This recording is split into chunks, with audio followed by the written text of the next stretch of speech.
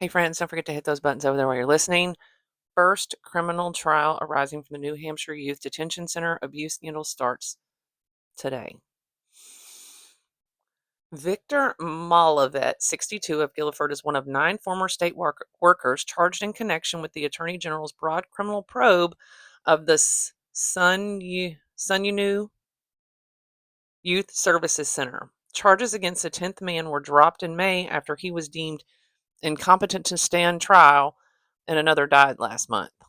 While the others worked at the Manchester facility, formerly known as the Youth Development Center, Malavet worked at the Youth Detention Services Unit in Concord, where children were held while awaiting court disposition of their cases.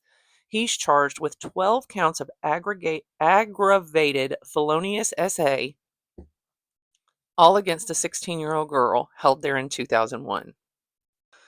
Prosecutors say Malavet started paying special attention to the girl soon after she arrived, treating her better than other residents and giving her special privileges. She was selected to be the resident who would go to a candy storage room to pick out candy for the other residents.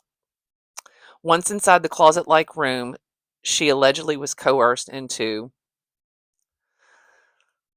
Malavet was transferred to Manchester after other staffers reported there was something going on between the two of them. Malavet's attorney, Maya Dominguez, said Friday that her client maintains his innocence and looks forward to contesting the charges. According to court documents, Malavet's accuser was transferred to the Concord unit from Manchester after she assaulted a staffer with a metal pipe and escaped. Defense lawyers sought to present evidence about that incident at his trial, saying he paid attention to her because she was treated poorly by other staff and residents because of it. He also wanted to use that to undermine her claim of being coerced. We know he wants to use that to paint her badly, but the judge did grant Malavet's request to allow evidence about her subsequent criminal convictions, however, over the objection of prosecutors.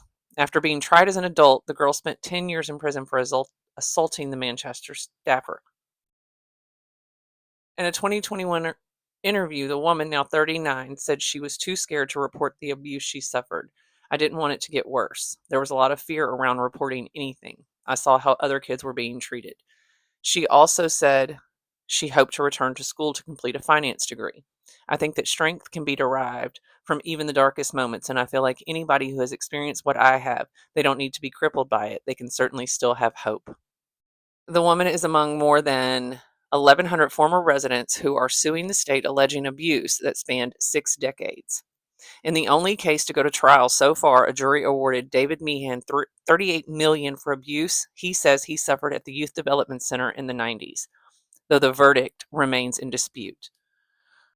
Together, the two trials highlight the unusual dynamic of having the state attorney general's office simultaneously prosecuting alleged offenders and defending the state. It was confusing. While prosecutors likely will be relying on the testimony of the former youth center residents in the criminal trials, attorneys defending the state against Meehan's claims spent much of the time portraying him as a violent child. Oh, troublemaking teenager and delusional adult.